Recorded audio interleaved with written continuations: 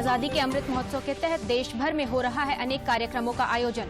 राजधानी रांची में सीआरपीएफ ने किया आकर्षक बैंड डिस्प्ले का प्रदर्शन।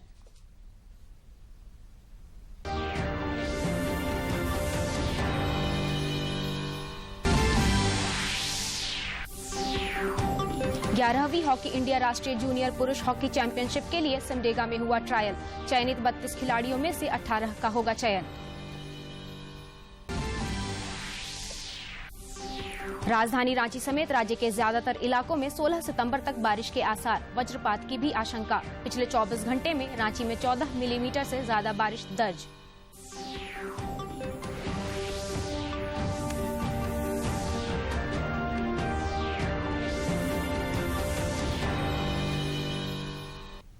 नमस्कार, खबरें झारखंड में आपका स्वागत है। मैं हूं कामिनी और अब समाचार विस्तार से। देश में अब तक 74 करोड़ 38 लाख से अधिक कोविड टीके लगाए जा चुके हैं। राज्यों और केंद्र शासित प्रदेशों को केंद्र सरकार ने अभी तक 72 करोड़ 21 लाख से ज्यादा कोविड टीके निःशुल्क उपलब्ध कराए हैं। हिमाचल प्रदेश और गोवा समेत कई राज्यों में 100% लोगों को पहली खुराक दी जा चुकी है। मंत्रालय के अनुसार टीकाकरण अभियान में अब तक 74 करोड़ 38 लाख से अधिक टीकों की खुराक दी जा चुकी है। बीते 24 घंटों में कोरोना की 53 लाख 38 हजार से अधिक वैक्सीन की खुराक दी गई है। वहीं देश ने टीकाकरण अभियान में एक नया कीर्तिमान स्थापित किया है। देश के 6 राज्यों और केंद्र शासित प्रदेशों में 18 साल से ऊपर के सभी लोगों को कोरोना वैक्सीन की पहली डोज लग गई है। स्वास्थ्य मंत्रालय के अनुसार सिक्किम, दादरा और नगर हवेली, हिमाचल प्रदेश, गोवा, लद्दाख और लक्षद्वीप में पूरी वयस्क आबादी को वैक्सीन की पहली डोज मिल गई है। झारखंड में भी टीकाकरण अभियान तेज गति से चलाया जा रहा है। शहरी के साथ साथ ग्रामीण इलाकों में भी हर रोज दर्जनों टीकाकरण केंद्र काम कर रहे हैं, जहां लोग आसानी से अपनी बारी आने पर टीकाकरण करा सकते हैं। आज भी राजधानी रांची में 50 से ज्यादा केंद्रों पर टीकाकरण किया जा रहा है। राज्य के कई जिलों में 50% से ज्यादा लोगों को कोविड रोधी टीका लगाया जा चुका है।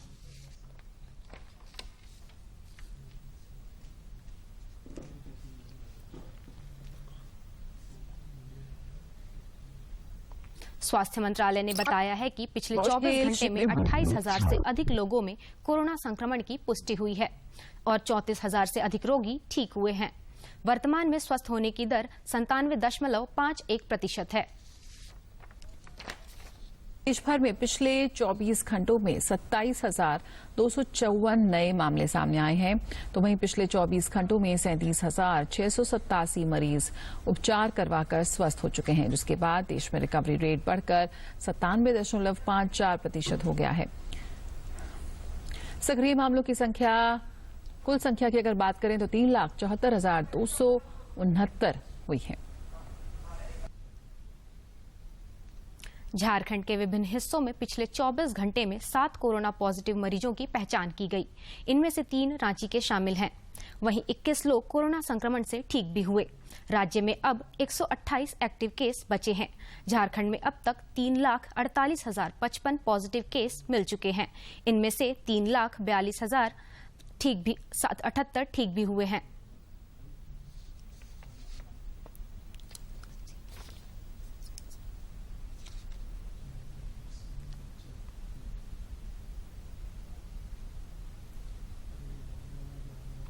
सिमडेगा मुख्य मार्ग पर तोरपा थाना क्षेत्र के कुलडा जंगल में 2 ट्रकों के बीच हुई सीधी भिड़ंत में दोनों ट्रक चालकों की घटनास्थल पर ही मौत हो गई। दोनों ट्रकों के बीच टक्कर इतनी भीषण थी कि दोनों वाहनों के परखच्चे उड़ गए। घटना की सूचना मिलते ही तोरपा अंचल के पुलिस इंस्पेक्टर दिग्विजय सिंह, थाना प्रभारी अरविंद कुमार घटनास्थल पर पहुंचे और शवों को ट्रक से बाहर निकलवाया। गैस कटर की सहायता से काटकर दोनों ट्रकों में फंसे शवों को बाहर निकाला गया। इस घटना में एक ट्रक का खलासी बुरी तरह से घायल है। अत्यंत नाजुक स्थिति में उसे रेफरल अस्पताल तोरपा में भर्ती कराया गया है। सरायकेला जिले के भोलाडीह गांव में एक भीषण सड़क हादसा हुआ। आज सवेरे एक ट्रक अनियंत्रित होकर एक घर में जा घुसा। कच्चा मकान होने के कारण घर का एक हिस्सा पूरी तरह से ध्वस्त हो गया। घर वालों ने बताया कि दिन हो जाने के कारण कोई भी व्यक्ति वहां सोया नहीं था, अन्यथा किसी की जान भी जा सकती थी। उक्त स्थान पर रखा सारा सामान बर्बाद हो गया। घरों में रहने वाले तमाम लोग पूरी तरह से डरे हुए हैं। स्थानीय लोगों की मदद से सरायकेला थाने को इसकी सूचना दे दी गई है। दुर्घटना में ट्रक चालक गंभीर रूप से घायल हो गया। देश की आजादी 75वीं वर्षगांठ अमृत महोत्सव के रूप में मना रहा है। इस मौके पर देश भर में अनेक कार्यक्रमों का आयोजन हो रहा है। इसी क्रम में राजधानी रांची में सीआरपीएफ ने आकर्षक बैंड डिस्प्ले का प्रदर्शन किया। राष्ट्रभक्ति की भावना हो या वीर जवानों के प्रति सम्मान या फिर अपने कानों को तृप्त करने की लालसा, वजह चाहे जो भी हो, अल्बर्ट एक्का चौक पर राहगीरों के कदम उस समय अनायास ही थम गए जब देशभक्ति से ओतप्रोत बैंड की धुन उनके कानों में पड़ी।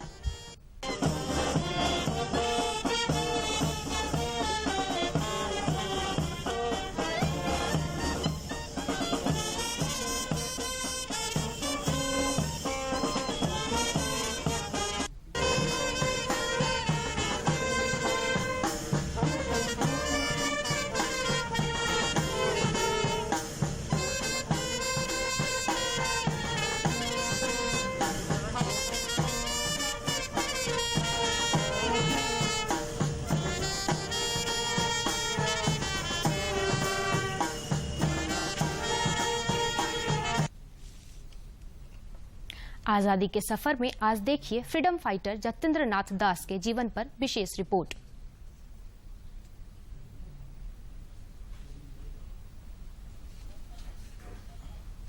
या फिर देश की सीमा की रक्षा में अपना सर्वस्व न्योछावर कर दिया। डिस्प्ले है वो एक मार्क ऑफ रेस्पेक्ट है उन शहीदों के लिए जिन्होंने आज़ादी के दिलाने में जो अपना सर्वोच्च बलिदान दिया। साथ ही साथ इस आज़ादी को बनाए रखने के लिए जो लाखों सैनिक अपने दिल में ये तमन्ना लेकर के रहते हैं कि यदि ज़रूरत पड़ी तो हम लोग अपना सब कुछ न्योछावर कर देंगे, लेकिन देश की एकता और अखंडता को आंच नहीं आने देंगे, ऐसा इसके लिए एक श्रद्धांजलि है। अगर इस बैंड डिस्प्ले का आप गवाह ना भी बन पाए तो अफसोस करने की जरूरत नहीं है। रांची के अल्बर्ट एक्का चौक पर महीने के हर दूसरे रविवार की शाम आपको यह मनमोहक नजारा देखने को मिलेगा। रांची से अवधेश गौतम की रिपोर्ट। समाचारों का सिलसिला जारी रहेगा, लेकिन इस विराम के बाद। कोई बीमारी है क्या जो 100 दिनों तक रोज ये दवाई लूं? बेटी, आयरन की गोली माँ के शरीर को मजबूत बनाती है और तुम फिर ऐसे पतले थैले में इतना सामान। छोड़ो ना माँ, उसका शरीर भी मजबूत है और ये थैला भी। ये देखो। बेटी, ये गोली खून की कमी नहीं होने देती और बच्चे को पोषण माँ से ही तो मिलेगा। ये लो, चांस क्यों लेना? चांस क्यों लेना है, चांस क्यों लेना। कोरोना संकट पूरे झारखंड को तबाह किए हुए है, तो इससे बचने के लिए अपने हाथ को साबुन से बार बार धोएं, हाथ को सैनिटाइज करें और जब भी घर से बाहर निकलें तो मास्क लगा कर निकलें और कोशिश करें कि एक दूसरे से 2 गज की दूरी बनी रहे। बचने संक्रमण से वैक्सीन लगाओ, मास्क जरूर भाई, कोरोना के छठे दूर करो, मास्क जरूर भाई, कोरोना के छठे दूर करो। इस बात को समझ लीजिए कि टीका लगाने के बाद बच्चे को हल्का सा बुखार आ सकता है, हो सकता है थोड़ी सी सूजन भी हो जाए। इस बुखार और दर्द का मतलब है कि टीका अपना काम कर रहा है और बच्चे को जानलेवा बीमारियों से बचा रहा है। वो बच्चा बीमार भी हो तो भी उसे टीके के लिए हर बार ले जाइए। 5 साल 7 बार, छूटे ना टीका एक भी बार। अगले महीने तेलंगाना में आयोजित 11वीं हॉकी इंडिया राष्ट्रीय जूनियर पुरुष हॉकी चैंपियनशिप को लेकर हॉकी झारखंड के जूनियर पुरुष हॉकी टीम के चयन के लिए कल एस्ट्रोटर्फ हॉकी स्टेडियम में सिमडेगा चयन ट्रायल प्रतियोगिता का आयोजन किया गया। 400 से अधिक खिलाड़ी ट्रायल देने के लिए पहुंचे थे। लगभग 6 घंटे तक चले ट्रायल में 32 खिलाड़ियों का चयन किया गया। तेलंगाना में प्रतियोगिता से पहले चयनित 32 खिलाड़ियों के लिए विशेष प्रशिक्षण कैंप लगाया जाएगा। इस कैंप में से 18 खिलाड़ियों का चयन कर हॉकी झारखंड टीम का गठन किया जाएगा। यही टीम जूनियर राष्ट्रीय प्रतियोगिता में खेलेगी। चयन ट्रायल में मुख्य रूप से सिमडेगा, गुमला, रांची, खूंटी, लोहरदगा, रामगढ़, हजारीबाग, कोडरमा, पश्चिमी सिंहभूम, पूर्वी सिंहभूम, सरायकेला खरसावां, पलामू, लातेहार जिला के खिलाड़ियों ने भाग लिया।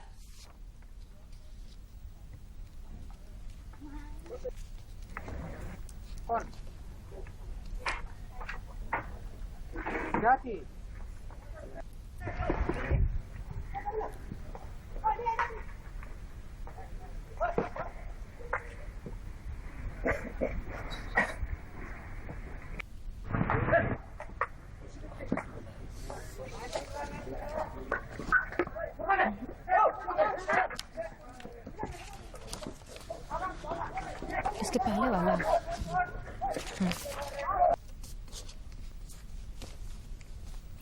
आजादी के सफर में आज देखिए फ्रीडम फाइटर जतेंद्र नाथ दास के जीवन पर विशेष रिपोर्ट।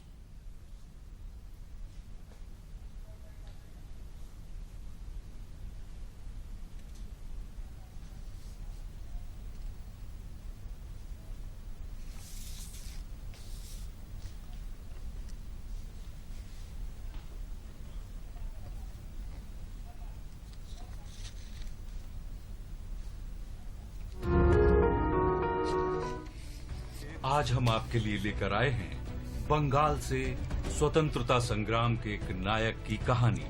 सन 1929 में आज ही के दिन भारत के महान सपूत जतेंद्र नाथ दास ने 25 बरस की छोटी सी उम्र में देश की आजादी के लिए सर्वोच्च बलिदान दिया था।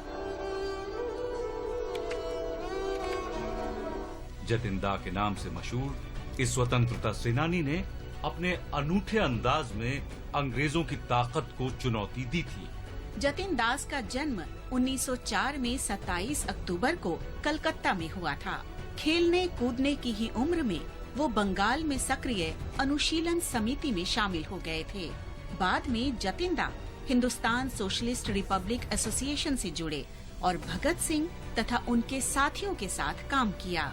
सिर्फ 17 बरस की उम्र में असहयोग आंदोलन में उन्होंने हिस्सा लिया था और वो बेहद मेधावी छात्र थे, लेकिन उन्होंने पढ़ाई लिखाई के बजाय स्वयं की जिंदगी स्वतंत्रता आंदोलन को समर्पित कर दी थी। उन दिनों जेलों में बंद कैदियों के साथ अंग्रेज सरकार के बदतर व्यवहार ने जतिन दास को विचलित कर दिया। उनकी हालत में सुधार के लिए जतिंदा ने भूख हड़ताल करने की ठान ली। वे 63 दिनों तक लाहौर जेल में अनशन पर रहे और उन्होंने अपनी जान दे दी। युवा क्रांतिकारी के इस बलिदान का जेल अधिकारियों पर असर पड़ा। राजनीतिक बंदियों की हालत सुधारने के लिए उन्हें आखिरकार झुकना पड़ा। इन क्रांतिकारियों को 14 जून सन 1929 को लाहौर षड्यंत्र मामले में गिरफ्तार किया गया, जो कि ब्रिटिश पुलिस अफसर जॉन सॉन्डर्स की हत्या से जुड़ा था। राजनीतिक बंदियों के अधिकारियों के लिए लड़ने वाले जतिन दास को भूख हड़ताल के दौरान कई तरह की कठिनाइयों का सामना करना पड़ा। उन्हें बेरहमी से पीटा गया और जबरदस्ती खाना खिलाने की कोशिश की गई, जिससे उनके फेफड़े खराब हो गए। जतिंदा का पार्थिव शरीर जब बंगाल पहुंचा तो उसे हावड़ा स्टेशन पर लेने स्वयं सुभाष चंद्र बोस पहुंचे थे। रिकॉर्ड के मुताबिक जतिन दास के अंतिम संस्कार में 7 लाख से अधिक लोग शामिल हुए थे। सुभाष चंद्र बोस ने तब राष्ट्र के युवा दधीची के रूप में उनके बलिदान को याद किया था। आज ही के दिन सन 1948 में भारतीय सेना ने हैदराबाद राज्य को भारत के क्षेत्र में शामिल करने के लिए ऑपरेशन पोलो शुरू किया था। सन 1948 तक अधिकांश रियासतों का भारत में विलय हो गया था, लेकिन हैदराबाद राज्य ने न तो पाकिस्तान में और न ही भारत में शामिल होने का विकल्प चुना। तत्कालीन गृह मंत्री सरदार वल्लभ भाई पटेल ने हैदराबाद के निजाम से अनुरोध किया कि वो भारत में शामिल हो जाएं, लेकिन उन्होंने इनकार कर दिया। निजाम ने शुरुआत में हैदराबाद को संवैधानिक राजतंत्र के रूप में राष्ट्रमंडल में शामिल करने के लिए ब्रिटिश सरकार से संपर्क किया था। हालांकि भारत के अंतिम वायसराय लॉर्ड लुइस माउंटबेटन ने इसे अस्वीकार कर दिया। हालांकि उन दिनों हैदराबाद के विलय की मांग को लेकर आर्य समाज और स्वामी रामानंद तीर्थ की अगुवाई वाली स्टेट पीपुल्स कांग्रेस आंदोलनरत थी। इस दौरान निजाम के अधीन हैदराबाद रियासत में किसानों का शोषण बढ़ रहा था। रियासत की 40% जमीन पर या तो सीधे निजाम का स्वामित्व था या उसने विशेष जागीर के रूप में कुलीनों को जमीनें दे रखी थी। सन 1940 तक निजाम और उसकी नीतियों के विरुद्ध किसानों के प्रतिरोध ने आंदोलन का रूप ले लिया था और 1946 तक आते आते हालात चरम पर पहुंच गए।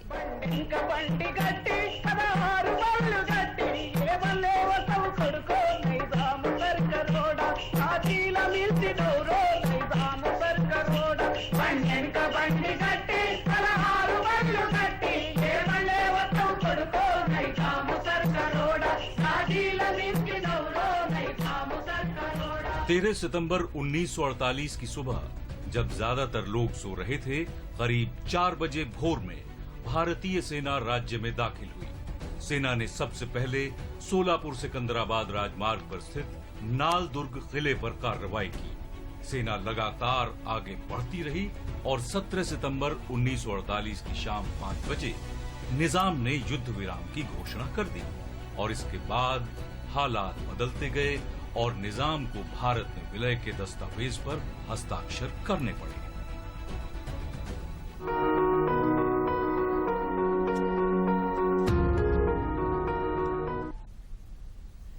कोरोना का खतरा अभी टला नहीं है। दूरदर्शन झारखंड आप सबों से अपील करता है कि आप खुद भी मास्क पहने तथा दूसरों को भी मास्क पहनने के लिए प्रेरित करें और सामाजिक दूरी की दिशा निर्देशों का पालन करें। मास्क के उपयोग को लेकर सभी के सहयोग से मास्क अप इंडिया अभियान की शुरुआत हुई है, जो डीडी न्यूज और उससे जुड़े सोशल मीडिया पर जारी रहेगा। कोरोना को हराना है, मास्क जरूर लगाना है।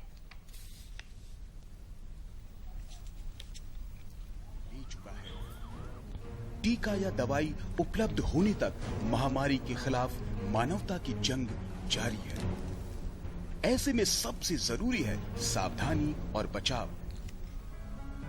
फेस मास्क कोरोना से रोकथाम का सबसे प्रभावी उपाय साबित हुआ है। विश्व स्वास्थ्य संगठन और विशेषज्ञों की शोध का भी यही निष्कर्ष है कि मास्क से मुंह और नाक को अच्छी तरह ढककर कोरोना संक्रमण को कम किया जा सकता है। कोरोना संक्रमण से बचाव के लिए मास्क पहनने के साथ ही जरूरी है मास्क को सही तरीके से पहनना। बहुत से लोग मास्क से नाक और मुंह को सही तरीके से नहीं ढकते हैं, जिससे संक्रमण का खतरा बना रहता है। बिना मास्क या फेस कवर के घर से बाहर निकलने की अभी कल्पना करना भी सही नहीं है। जुड़िए डीडी न्यूज की खास मुहिम मास्क अप इंडिया के साथ। मास्क पहने और अपने मुंह और नाक को अच्छी तरह ढके। अपने परिवार के सदस्यों और दोस्तों को मास्क पहनने के लिए कहें। Mask up India, mask up India. DD news के माध्यम से सबको बताना है, कोरोना को हराना है, मास्क जरूर लगाना है। Mask up India, mask up India, mask up India.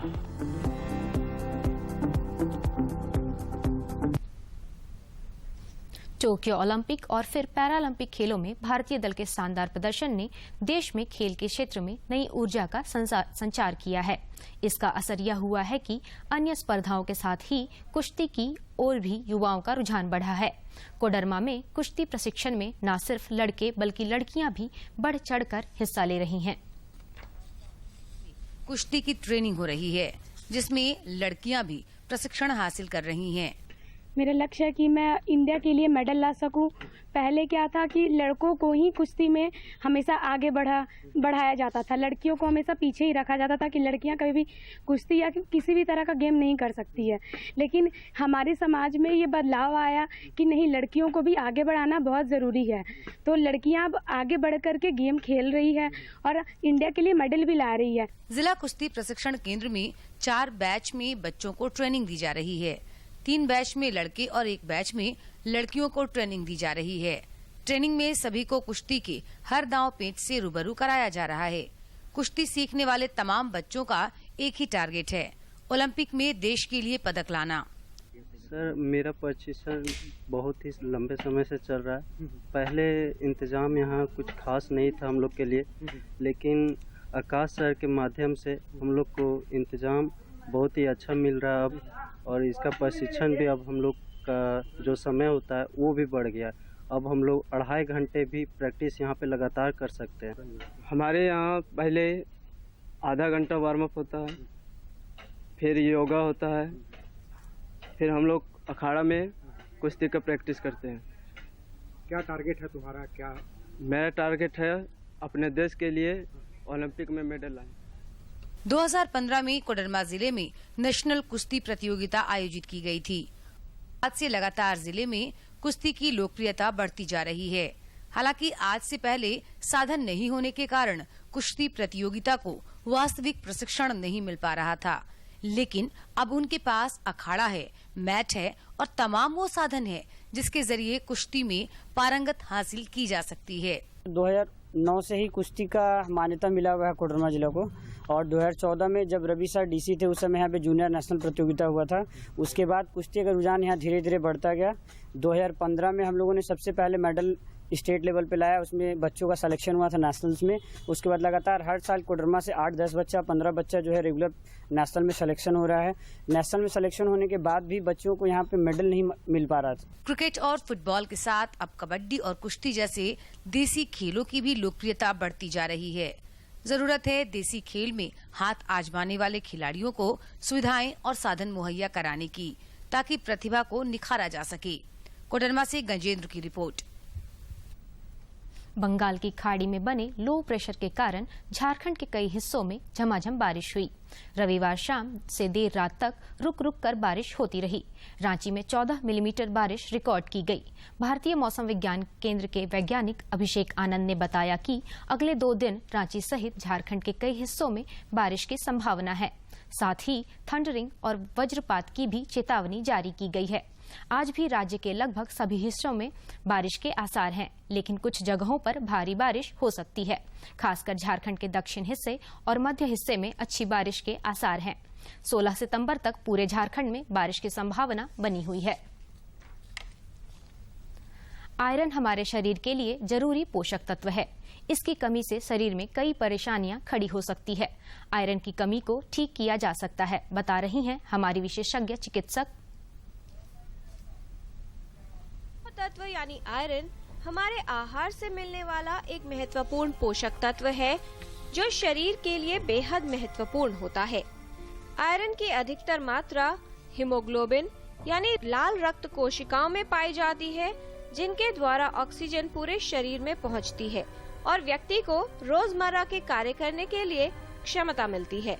Iron की अधिक मात्रा हमारे जिगर में संचित हो जाती है, और यदि आहार में आयरन की मात्रा कम रह जाए तो शरीर इसे प्रयोग कर लेता है।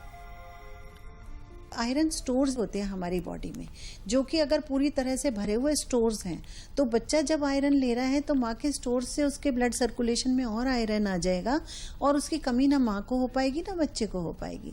लेकिन हमारे देश में ये देखा गया है कि माएँ जो होती हैं वो प्रेगनेंसी में प्रवेश करते समय ही या तो पहले से अनीमिक होती हैं। अगर आयरन हमारे स्टोर्स में आयरन नहीं है, उसके बाद ही तो हम अनीमिक होते हैं। तो अगर हम एनीमिक हो रहे हैं, इसका मतलब स्टोर्स तो खाली हैं। हमें तो ऐसा आहार लेना है, जब हम आहार लेते हैं और जब हम आयरन लेते हैं तो पहले एनीमिया करेक्ट होता है, हम एनीमिक नहीं रहते। और जब हम नॉर्मल हमारा हीमोग्लोबिन आ जाता है, उसके बाद भी हम आयरन सप्लीमेंट करते हैं, जिससे कि स्टोर भी बढ़ जाए। यदि आहार में आयरन की पर्याप्त मात्रा न ली जाए तो धीरे धीरे शरीर में आयरन की कमी हो जाती है, जिसके कारण व्यक्ति को कई समस्याएं हो सकती हैं। व्यक्ति को थकान महसूस होती है, कमजोरी आती है और उसकी रोग प्रतिरोधक क्षमता भी कमजोर हो जाती है।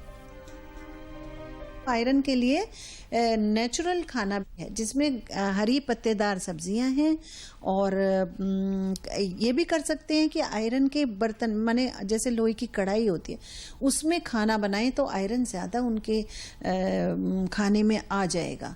वरना दूध वगैरह में इतना ज़्यादा आयरन नहीं होता, हरी पत्तेदार सब्जियों में ही इतना आयरन होता है कि उनसे आयरन उनको पर्याप्त मात्रा में मिल सकेगा।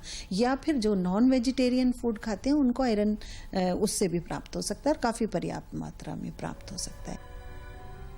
आवश्यक है कि बिना डॉक्टरी सलाह के आयरन के सप्लीमेंट न लिए जाएं। यदि आयरन युक्त आहार के साथ विटामिन सी लिया जाए तो इसका संचरण शरीर में बेहतर तरीके से होता है। यदि आप आहार में लौह तत्व ले रहे हैं तो इसके साथ चाय या कॉफी न पिएं, क्योंकि इससे आयरन का अवशोषण ठीक से नहीं हो पाता। 8 मार्च 2018 को अंतर्राष्ट्रीय महिला दिवस के अवसर पर प्रधानमंत्री नरेंद्र मोदी ने पोषण अभियान के तहत समग्र पोषण के लिए व्यापक योजना की शुरुआत की थी, जिसे राष्ट्रीय पोषण मिशन के रूप में भी जाना जाता है। ये बच्चों, गर्भवती महिलाओं और स्तनपान कराने वाली माताओं के लिए पोषण संबंधी परिणामों में सुधार के लिए सरकार का प्रमुख कार्यक्रम है। इसी क्रम में केंद्रीय महिला एवं बाल विकास मंत्री स्मृति ईरानी 2 दिवसीय दौरे पर मणिपुर पहुंची। संबोधित करते हुए केंद्रीय मंत्री स्मृति ईरानी ने कहा कि अर्थव्यवस्था में योगदान के लिए बच्चों को पूरी तरह से पोषित होना जरूरी है। Nutrition is not a concern only for a mother, is not a concern only for a doctor.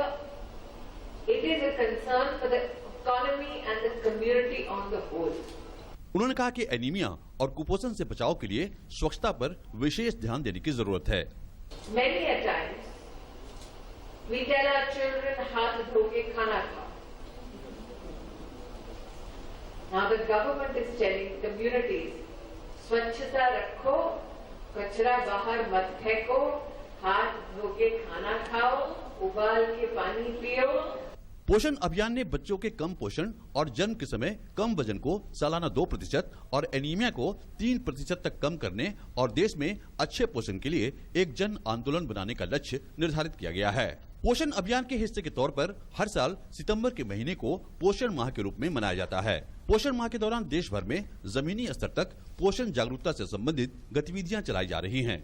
महिला एवं बाल विकास विभाग जैसे कार्यान्वयन विभाग और एजेंसियां आशा, एएनएम के माध्यम से आंगनबाड़ी कार्यकर्ताओं और स्वास्थ्य और परिवार कल्याण विभाग के माध्यम से गतिविधियों को अंजाम दिया जा रहा है और महिलाओं और बच्चों के स्वस्थ भविष्य को सुनिश्चित करने के लिए पूरे महीने समग्र पोषण का संदेश फैलाया जा रहा है।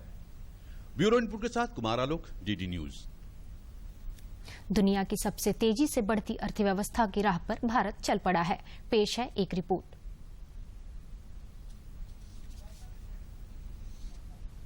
कोरोना काल में भी तेजी से आगे बढ़ रही है। ये बात हम नहीं बल्कि आंकड़े और दुनिया के जाने माने फाइनेंशियल इंस्टीट्यूशंस कह रहे हैं। प्रसिद्ध credit rating agency S&P global ratings ने चालू वित्त वर्ष में आर्थिक वृद्धि दर 9.5% रहने का अनुमान जताया है। ग्रांट थॉर्नटन जैसी फाइनेंशियल इंस्टीट्यूशन भी भारतीय अर्थव्यवस्था को सकारात्मक नजरिए से देख रही है। ग्रांट थॉर्नटन ने भी अपने एक सर्वे में कहा है कि देश में कंपनियों की। और अंत में मुख्य समाचार एक बार फिर। देश भर में राष्ट्रव्यापी टीकाकरण अभियान के तहत देश में 74 करोड़ 38 लाख से अधिक कोविड रोधी टीके लगाए गए। झारखंड में भी टीकाकरण की रफ्तार तेजी से जारी। आजादी के अमृत महोत्सव के तहत देश भर में हो रहा है अनेक कार्यक्रमों का आयोजन। राजधानी रांची में सीआरपीएफ ने किया आकर्षक बैंड डिस्प्ले का प्रदर्शन।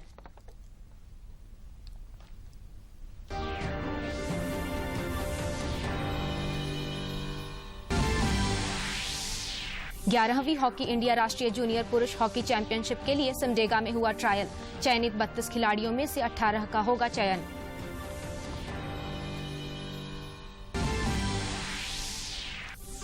राजधानी रांची समेत राज्य के ज्यादातर इलाकों में 16 सितंबर तक बारिश के आसार। वज्रपात की भी आशंका। पिछले 24 घंटे में रांची में 14 मिलीमीटर से ज्यादा बारिश दर्ज।